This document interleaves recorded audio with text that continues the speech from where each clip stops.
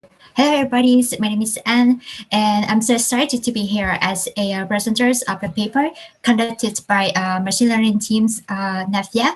And our paper name is LiDAR Dataset Distillations within Bayesian Active Learning Framework by understanding the effect of data augmentations. So further on, I will go through to formulate the problem that we encounter with LiDAR dataset in our work, and then I will go with our proposed methods, and then finally the experiment and the result and the evaluations of data augmentations.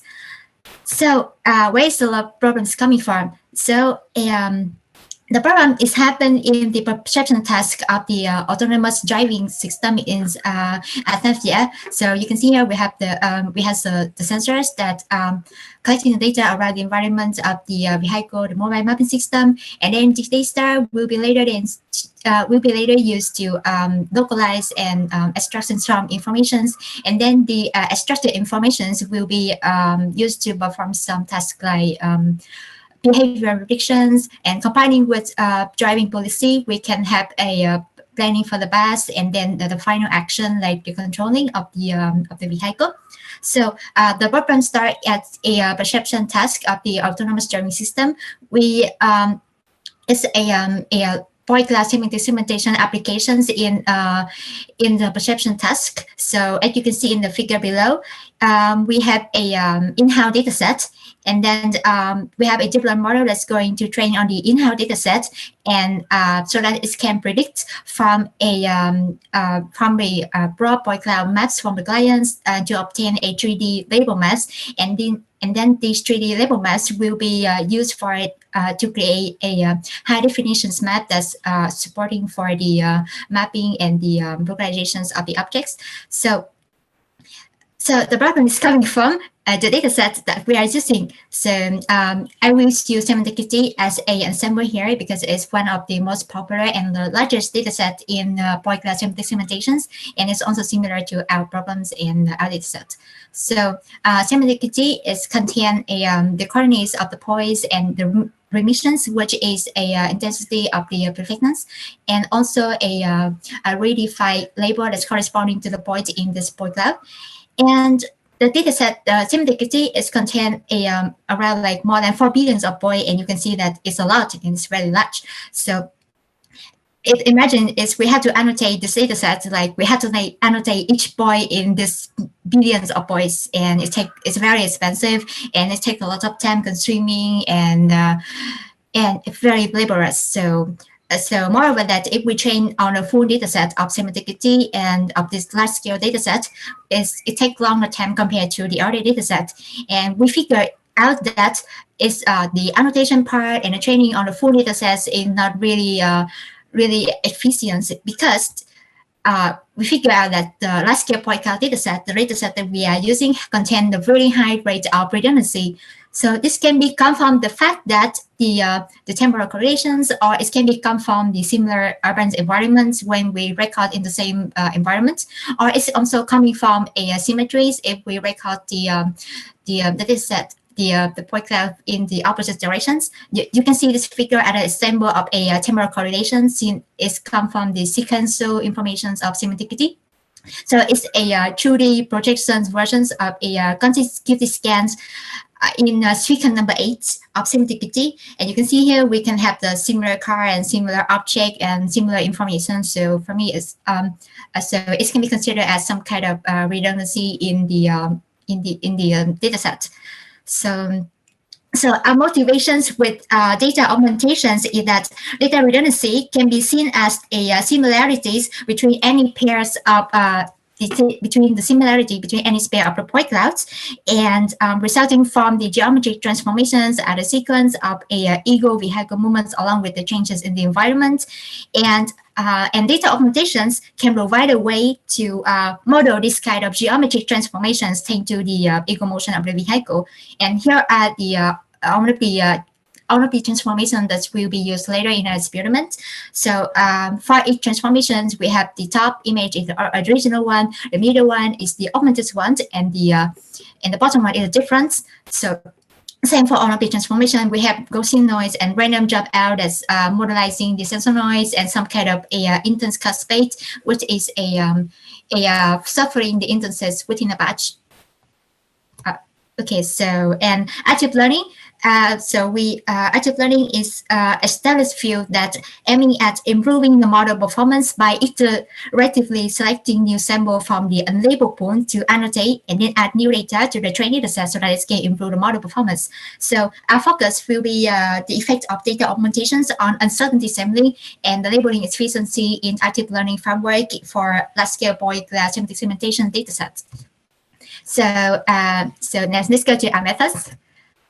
So the model that we choose to use is Quick Video. So it's a model that takes a raw point. If you look at the figure, it's a 3D raw point clouds, and then project the point cloud on the 2D the range image. So you have the theta here is corresponding to the vertical field of view of the point clouds, and the phi is corresponding to the 360 degrees of the point clouds, and it's corresponding to the height of the range image, and the theta corresponding to the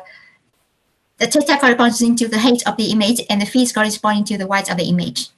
So the model we use is Quick Videos.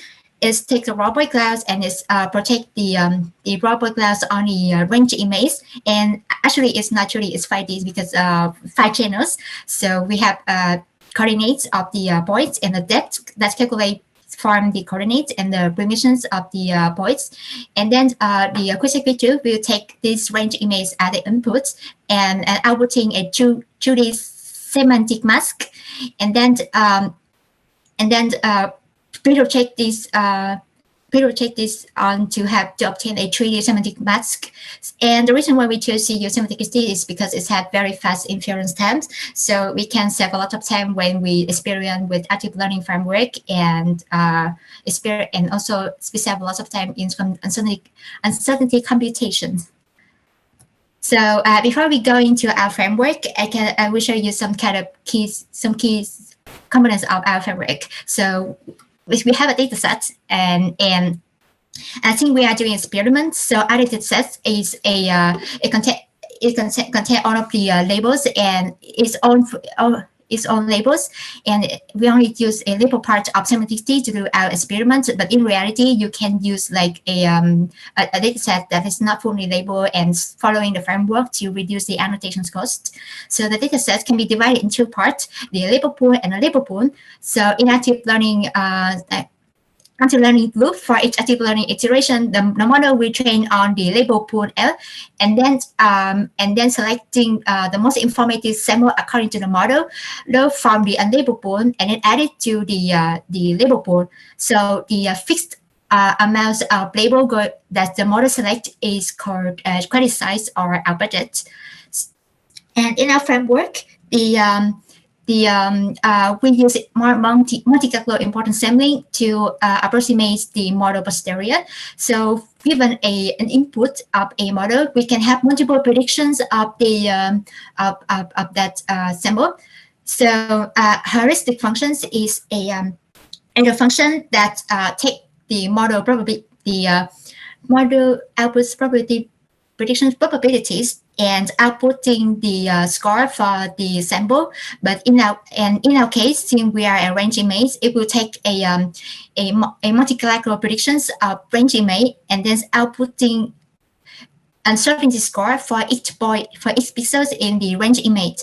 And the heuristic that we use here is for example, like it's random. So if it is random, we don't have to compute anything. We don't have to make any predictions. We just circling the index of the sample, and then we get our the selected sample. And if we use entropy, so it will compute the entropy. If we're outputting the entropy for each point in the range image. And if we use bond here is a heuristic that's calculating the information gains between the final model predictions between the final model predictions and the other multi-calculate predictions. And since the heuristic that's calculating outputting the instead of one score, but it's one value, but it's computing uncertainty score for each pixel in the range image.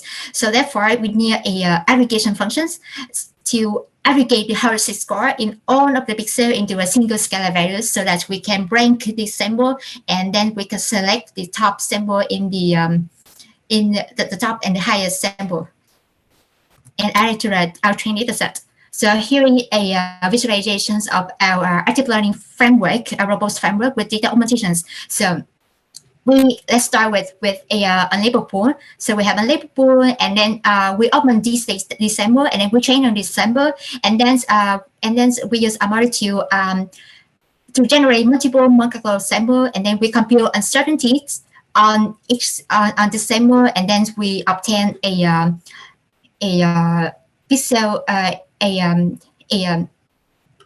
uncertainty image. Is like if we obtain like uncertainty score for each pixel in the range image, and then we zoom all of this, and then we got a single values for all of the sample, and then we rank the sample, and then we select the top highest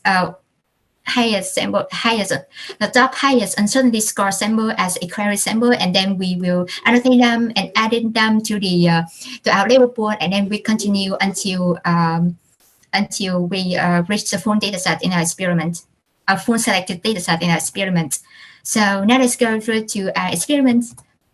So since the experiment in active learning is very time consuming, and because it requires a lot of multiple supervised learning trainings, so we only select like a subset of Semantic-KITTI for training and experiment, and instead of training on the 2048 whites of the full resolutions of the range image, we use only half whites of the image, and we also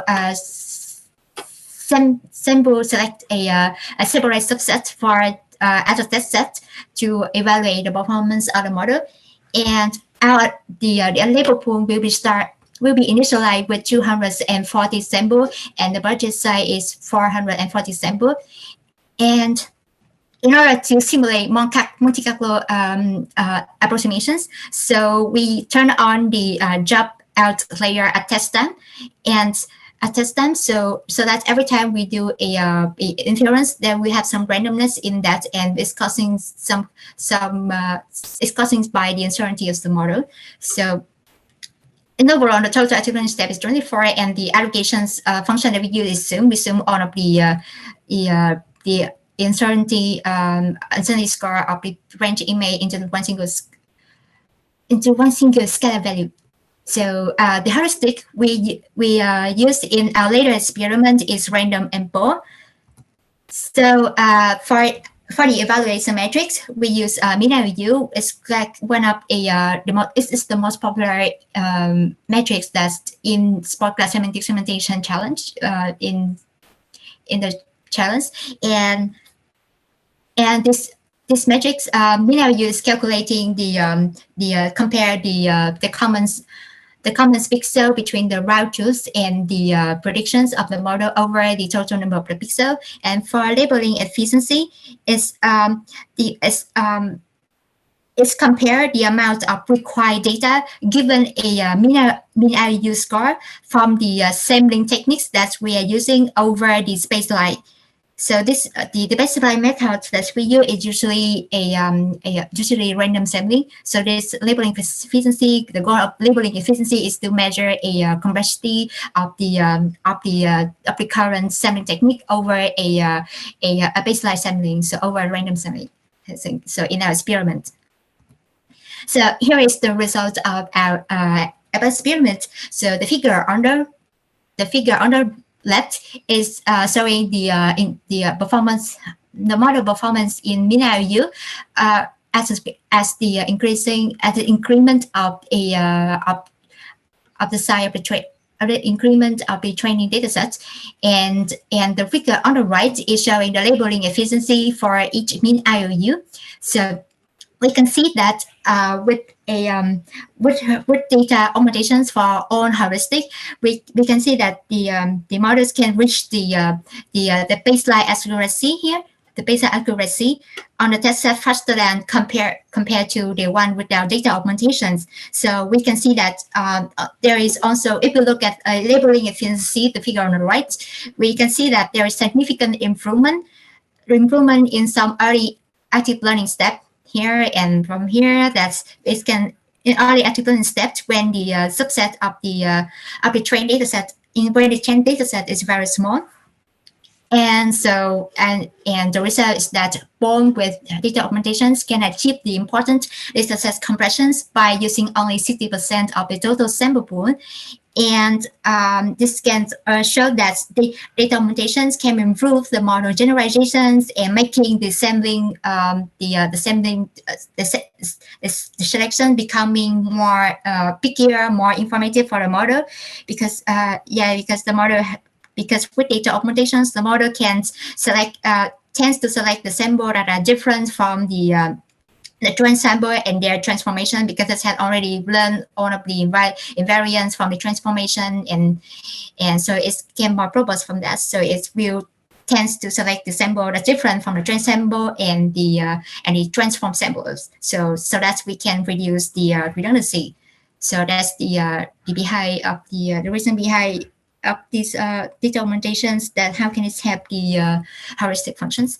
So we also try to evaluate the stability of the model as with data augmentations. So we will use Phuong and variance to measure the stability of the model prediction across all of the multi-calculable predictions. So if multi-calculable predictions are more stable, as constant, so it means that the model can reach some kind of a stability in the model. So with Phuong, so Phuong measured information gain between the the model, the final model predictions and other multi-calculable predictions, and variance is measure the variance between for each class, measure the variance between multi-calculable probability predictions for each class, for all of the class, the variance across all the class. So we take an average of them for the variance. We take the average of the class and then average of one pixel. So we can see for the result here the same for Phuong and variance. We can see that all of the uncertainty score had been decreasing as active learning step increasing, and with data augmentations we can see the significant improvement in the stability of the models. So we have in an effort to understand how data augmentations affect the heuristic functions. So we try to evaluate how active learning pipeline ranks and select the augmented sample compared to the normal sample, and by using the model trained without data augmentations. So here is the plot that which is a heuristic score of all of the sample by decreasing its value. So the blue one corresponding to the test time augmented versions of the label pool, and the red one is corresponding to the label pool. So as AS test increasing, you can see the score of all of these sample is decreasing, but if you compare the red line and the blue one, and you can see that the score of the blue one is the augmented sample of the label pool is significantly higher than the label pool. So it is because that the model has been training on the very small subset and it's become overfit, and so it's generalized very poorly on the augmented versions of the trans sample. So our hypothesis is that data augmentations could generate really high score samples. And however, if we look at the last step of active learning, we can see that the augmented sample of the label pool compared to the label is still high compared to the label pool. So it could be one of the disadvantages is that it's provide data augmentations can provide a transform sample that's outside of the dataset distributions. So it's kind of one of the the disadvantages of data augmentations. And so, but in conclusions, after all the experiment, we have improved that data augmentations have to select the better informative sample by improving the heuristic function stability. And we also show that only 60% of the selected sample, we can switch the accuracy of the full supervised training on the full selected dataset. And so as a consequence, data augmentations have to reduce annotations costs as well as reducing training times in the productions when we're training over the large data set. So we also observing result have the similar gains that's already observed by the paper that's using data augmentations on active learning framework on CIFAR data sets for classification task. So yeah, so thank you for listening. Do you have any questions? Answers?